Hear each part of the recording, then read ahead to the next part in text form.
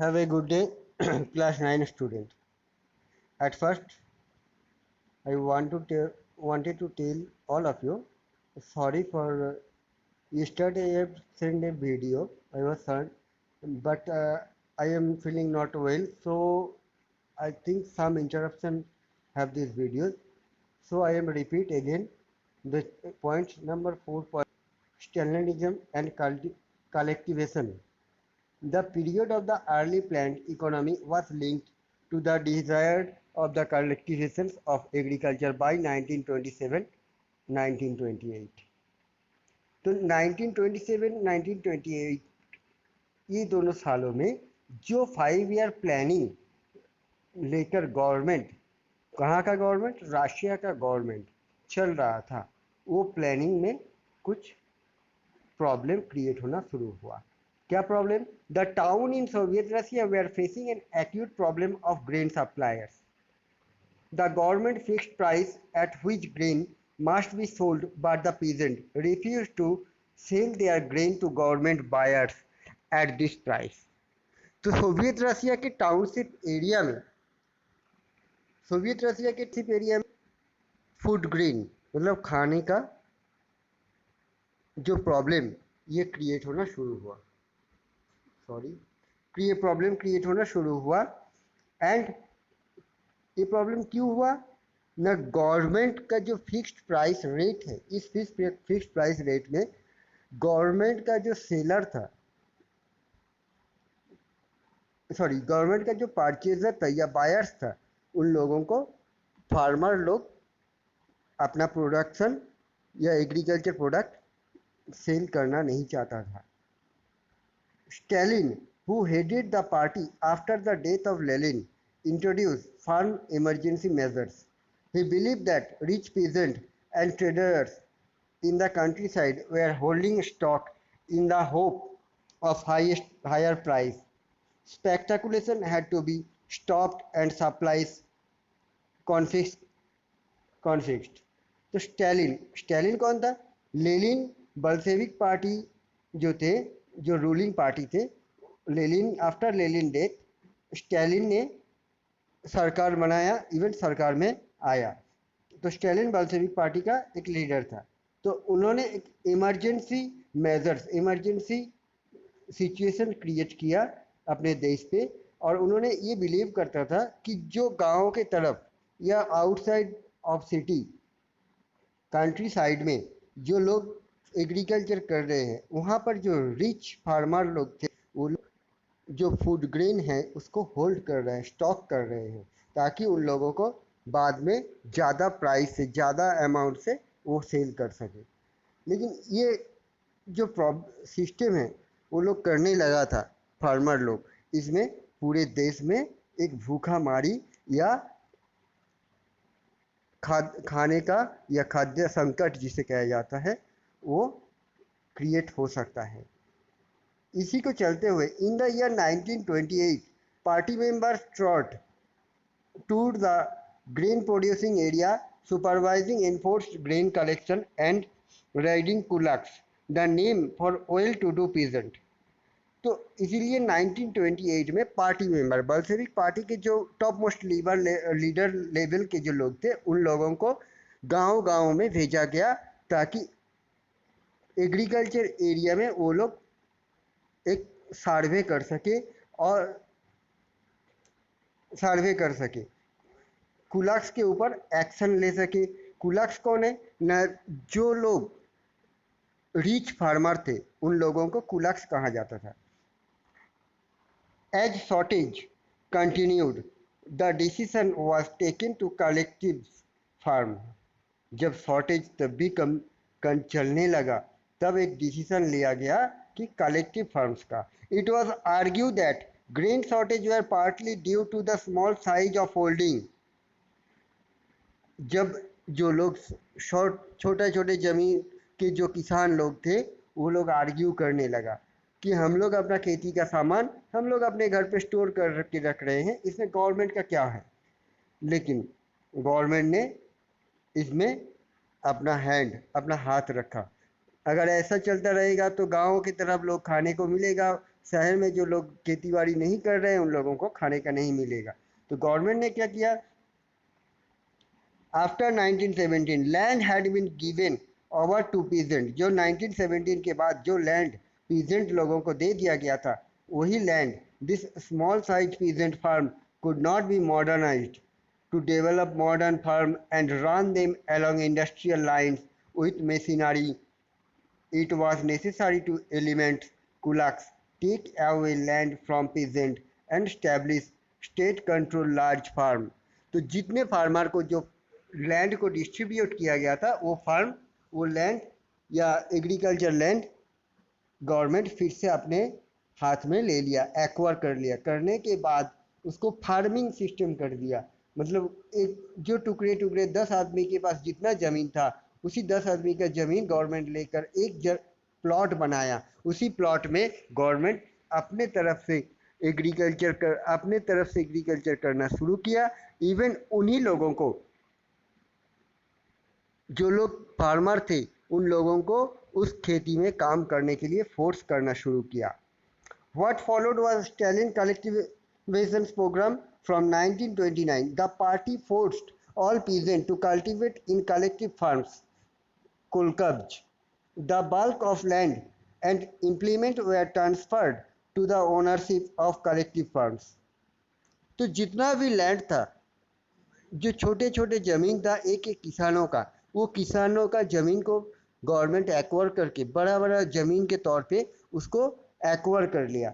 और उसी जगह पे कॉमन जो फार्मर थे उन लोगों को या उसके साथ साथ कुलक्स लोगों को भी उस ज़मीन के ऊपर खेती बाड़ी करने के लिए फोर्स करना शुरू किया। Peasant worker on the land and the kolkhoz profit was shared. लेकिन उन लोगों को फोर्स किया फार्म एग्रीकल्चर करने के लिए, लेकिन गवर्नमेंट ने कभी भी ये नहीं कहा कि तुम लोगों का एग्रीकल्चर होने के बाद या सेल करने के बाद जो प्रॉफिट आएगा वो मेरा होगा, गवर्नमेंट का होगा। गवर्नमेंट उन लोगों को बोले हैं कि मेरा ज़मीन है, तुम लोग इसमें खेती बाड़ी करो और जो प्रॉफिट आएगा आपस में डिस्ट्रीब्यूट कर लो। Enraged peasant restricted the authorities and destroyed their livestock. धीरे धीरे जो पीजेंट लोग उनको फोर्स कर रहा था या वो लोग काम करना नहीं चाहते थे, तब उन लोगों का क्या हुआ, वो लोग जब काम नहीं कर रहे थे, जब खेती बाड़ी नहीं करने लगा, तो वो लोग जो स्टॉक किए थे वो धीरे धीरे ख़त्म होने लगा। Between 1929 and 1931 the number of cattle fail by 1/3। तो 10 आदमी 10 घर 10 बीघा ज़मीन खेती बाड़ी कर रहा था, एक एक बीघा करके। तो एक एक बीघा ज़मीन को खेती बाड़ी करने के लिए वो लोग कैटल, मतलब कैटल क्या है ना, गृहपालित, तो घर में जो पाला गया जीव जंतु लाइक गाय भैंस, तो इसी के जरिए मिट्टी को खोदना पड़ता था। तो इस मिट्टी को खुदाई करने का जो सिस्टम था, कैटल जरूरी नहीं पड़ रहा था उतना, सबको अलग अलग कैटल मतलब पाल के, गाय भैंस को पाल के रखना है, खाना देना है, ये सब जरूरी नहीं है। तो ये कैटल भी 1/3 जो होम घर पे पाल रहा था वो 1/3 हो गया, क्योंकि उतना ज़्यादा जरूरी नहीं था। Those who resisted collectivization were severely punished. जो लोग ये सिस्टम को मानने को राजी नहीं था उन लोग किया गया था। Many were deported and exiled. बहुत सारे लोगों को डिपोर्टेड मीन्स रिमूव कर दिया, कहाँ से, कंट्री से, देश से। उन लोगों को बोले क्या कहा गया कि अगर तुमको एग्रीकल्चर फार्म में काम खेती बाड़ी नहीं करना है तो तुम देश छोड़ के चले जाओ। As they restrict collectivization, peasants argue that they were not rich and they were not against socialism. तब जाके जो रिच एग्रीकल्चर फार्मर लोग थे वो लोग ने कहा कि हम लोग कहाँ रिच थे, हम लोग रिच नहीं थे, हम लोग गरीब ही थे और हम लोग सोशलिज्म के खिलाफ भी नहीं है, तो हम लोगों को मर्यादा दिया जाए। They merely did not want to work in collective farms for a variety of reasons. वो लोग मन से नहीं चाहता था कि उस कलेक्टिव फार्म में काम करें, इसका और भी बहुत सारा रीजन था जो यहाँ पर डिस्कस नहीं किया गया है। Stalin's government allowed some independent cultivation but treated such cultivator unsympathetically. Last में क्या किया, स्टालिन गवर्नमेंट ने कुछ लोगों को आज़ादी दिया खेती बाड़ी करने का, अलग से कल्टीवेट करने की का, लेकिन उन लोगों का प्रॉफिट लॉस उसके ऊपर गवर्नमेंट ने अनदेखा कर दिया। अगर लॉस भी हो जाएगा गवर्नमेंट उसका भरपाई करेगा नहीं। In spirit of collectivisation production did not increase immediately. ये जो कलेक्टिवेशन प्रोसेस बनाया गया इसमें भी एग्रीकल्चर क्रॉप या ग्रेन का जो फूड ग्रेन है उसका स्टॉक या प्रोडक्शन इमीडिएटली तत्काल इंक्रीज नहीं हो पाया। इसका रीज़न था क्या reason? In fact the bad harvest of 1930 to 1933 led to one of the most devastating famine in Soviet history when over 4 million died. इसका कारण था 1930 to 1933 3 साल पूरे सोवियत राशिया में फेमिनिज्म मतलब भूखा मारी या नेचुरल डिजास्टर, जिसको हम लोग हिंदी में क्या कहेंगे, खड़ा मतलब बारिश नहीं हुआ था, आग फसल सूरज के किरणें से इतना ताप से सब फसल नष्ट हो गया था। ये सोवियत हिस्ट्री में बहुत बड़ा डिजास्टर माना जाता है अभी भी, जिसमें 4 million means near about 40 lakh people का डेथ हो गया था। Many in the party critiques the confusion of industrial productions under the planned economy and the consequences of the collectivizations. Party के अंदर धीरे धीरे कन्फ्यूशन लोगों के अंदर, पार्टी मेंबर के अंदर और कॉमन पीपल के अंदर भी, ये जो 5 ईयर प्लानिंग या इकोनॉमिकल जो प्लान था सरकार का, इसके ऊपर इसके जो ये जो सही रास्ते पे चल रहा है इसके ऊपर कन्फ्यूशन था। Stalin and his sympathizers charged these critics with conspiracy against socialism. Stalin तब क्या किया, स्टालिन और स्टालिन के साथ जो लोग थे उन लोगों ने, ये जो लोग क्रिटिसाइज कर रहे थे उन लोगों को देशद्रोही का तकमा लगा दिया। Accusations were made throughout the country and by 1939 over 2 million were in prisons or labor camp. 1939 में इस एक्यूजिशन मतलब देशद्रोही जो एक्यूजिशन लगाया गया था, जो लोग गवर्नमेंट के खिलाफ बोलना शुरू किया था उन लोगों को नियर अबाउट 2 मिलियन मतलब 20 लाख लोगों को प्रिजनाइज किया गया था या लेबर कैंप में भेजा गया था। प्रिजनाइज मतलब जेल भेजा गया, लेबर कैंप। अभी बोलोगे लेबर कैंप क्या है? लेबर कैंप एक ऐसा जगह है जहां पर लोगों को बंदी बनाकर काम करवाया जाता है। गवर्नमेंट का ही काम करेगा लेकिन उसमें कोई उन लोगों को रेमुनरेशन या सैलरीज पे नहीं करेगा गवर्नमेंट, उन लोगों को यही पनिशमेंट दिया जाएगा। Most were innocent of the crimes but no one spoke for them. बहुत सारे लोगों को ये क्राइम्स, ये सरकार का जो अत्याचार चलना शुरू हुआ इसके ऊपर कोई बोलने का लायक नहीं रहा, बोल नहीं पा रहा था। A large number were forced to make false confession under torture and were executed. बहुत सारे लोगों को टॉर्चर करके उन लोगों को कन्फेक्शन किया कि वो लोग हाँ खुद देशद्रोही कन्फेस किया कि हाँ हम लोग देशद्रोही हैं। Several among them were talented professional, जिनमें से जो लोग कुछ टैलेंटेड प्रोफेशनल है, जो लोग रिच थे, एडवोकेट के जरिए अपना छुटकारा पा लिए थे। Now next topic, top point number 5, the global influence of the Russian Revolution and the USSR. Existing socialist parties in Europe did not wholly approve of the way the Bolshevik took power and kept it. Socialist party में बल्शेविक party को छोड़ के भी कुछ socialist party और भी थे, वो लोग ये गवर्नमेंट का या बल्शेविक का जो पावर का मिसयूज कर रहा था इसके ऊपर खुश नहीं थे। However, the possibility of a worker state fired people's imagination across the world. लेकिन कुछ लेबर वर्कर लोग बल्शेविक पार्टी के रूल्स एंड रेगुलेशन में बहुत ही इमेजिनेशन किया था और उस इमेजिनेशन को चलते हुए पूरे दुनिया में बल्शेविक पार्टी का जो रूल्स रेगुलेशंस या जो आइडियोलॉजीज है धीरे धीरे पूरे दुनिया में फॉलो करना शुरू किया। और in many countries communist parties were formed, बहुत सारे कंट्री में communist party means Bolshevik party बनाया गया, संगठित हुआ। Like communist party of Great Britain, England में communist party of Great Britain बना। The Bolshevik encourage colonial people to follow their experiment, Bolshevik लोग इनकरेज करना शुरू किया कॉलोनियल लोगों को। कॉलोनियल लोग क्या है ना, इससे प्रीवियस चैप्टर में तुम लोग पढ़े थे कि जो लोग, या क्लास 8 में भी तुम लोग पढ़े थे कि जो लोग दूसरे कंट्री में जाके अपना बिजनेस करने के खातिर वहाँ पर रहने लगा, वहाँ पर एक टाउन बना लिया अपने कास्ट का। लाइक जैसे ब्रिटिश लोग हमारे देश में जब आए थे इंडिया में, वो लोग भी पहले बिजनेस के सिलसिले में आके यहाँ पर रहना शुरू किया था।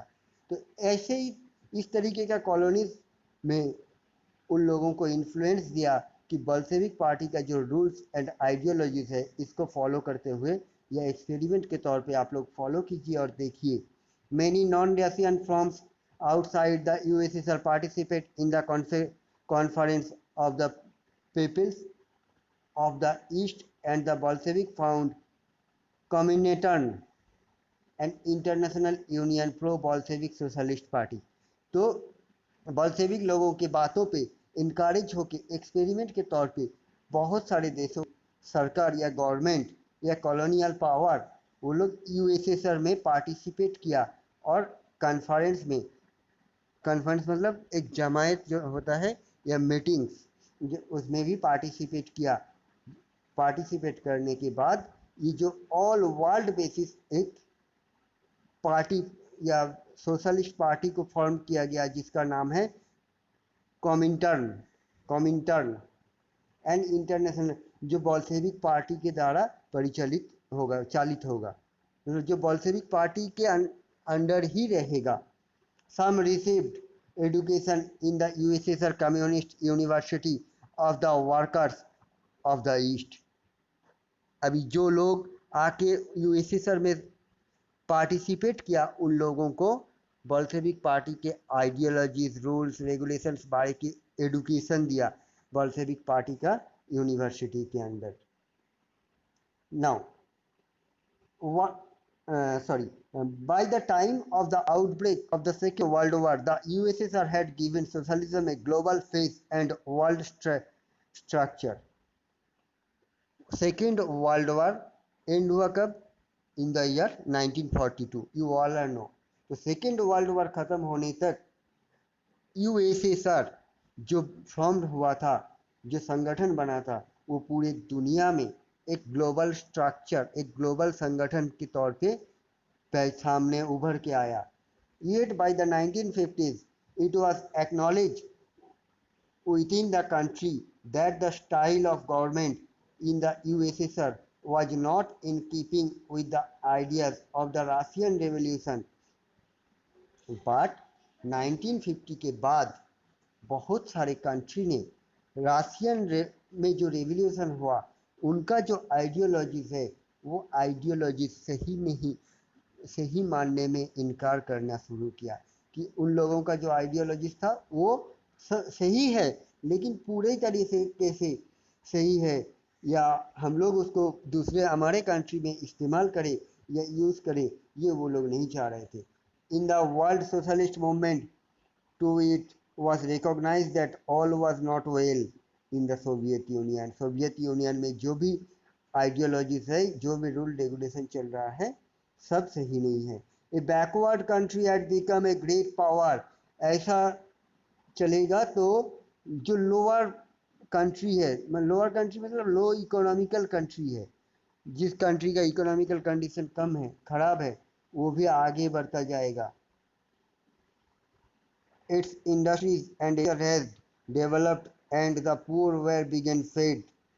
इस तरीके की जोर जबरदस्ती करके जो वो लोग काम किया, इसमें क्या हुआ पूरे वर्ल्ड में सोवियत रशिया या रशिया उभर के आया एक ग्रेट पावर के तौर पे पूरे दुनिया में, जहाँ पर इंडस्ट्री, एग्रीकल्चर, चारों तरफ डेवलपमेंट ही डेवलपमेंट होना शुरू हो गया। पूर जो गरीब आदमी थे वो लोग भी भूखे नहीं मरने लगा, वो लोगों को भी खाना मिलने लगा।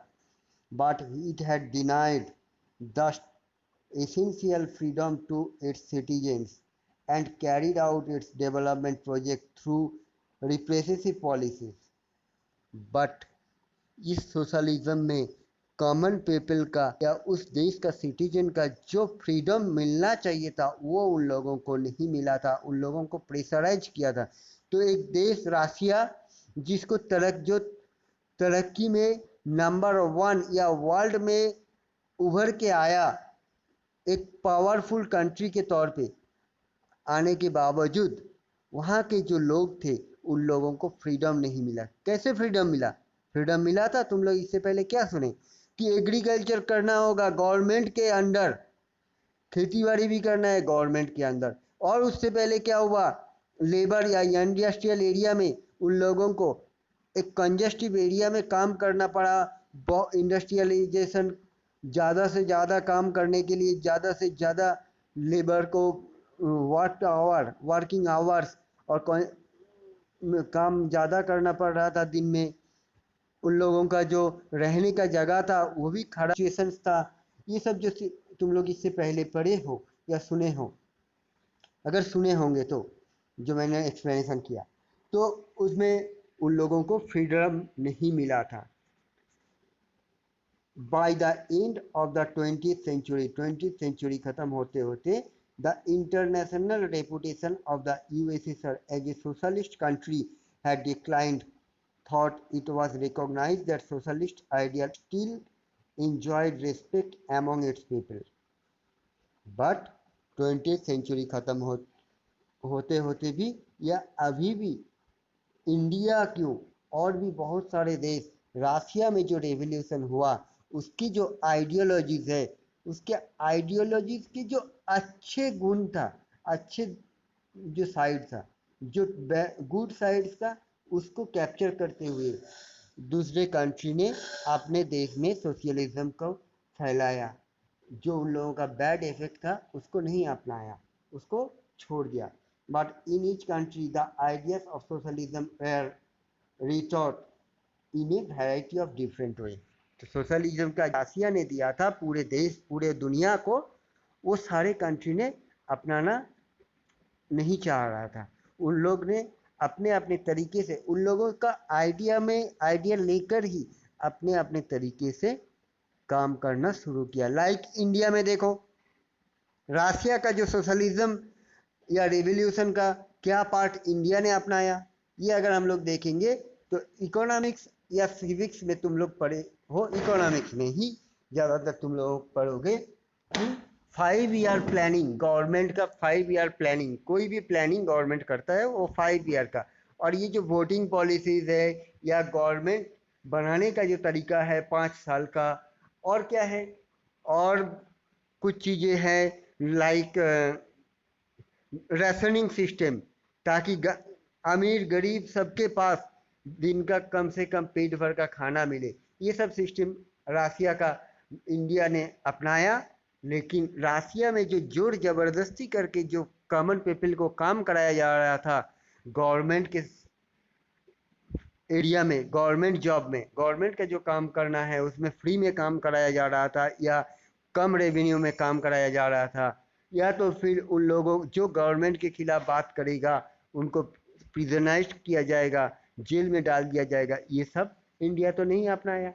तो इस तरीके से रशिया में भी रेवोल्यूशन आया और उसके आइडियोलॉजीज अभी भी पूरे दुनिया में बहुत सारे कंट्री कुछ गुड आइडियाज अपना के अपना कंट्री का सोशलिज्म या कंट्री को कंट्रोल करता है। ठीक है, so that's it for enough and end of chapter 2। Okay,